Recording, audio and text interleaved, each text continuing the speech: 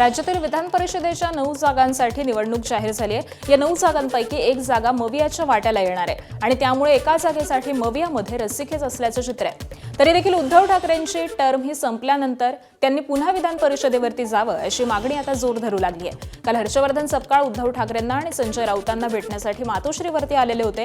विधान परिषदेच्या संदर्भामध्ये चर्चा झाली आहे। तर या बैठकीनंतर माध्यमांना प्रतिक्रिया देताना सपकाळ यांनी ठाकरेंच्या नावाचा उल्लेख करत स्पष्ट संदेश दिलाय।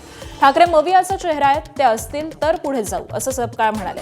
तर दुसरीकडे सुप्रिया सुळेंनी देखील ठाकरेंनी विधान परिषदेची निवडणूक लढवावी अशी एक्सपोस्ट केली आहे।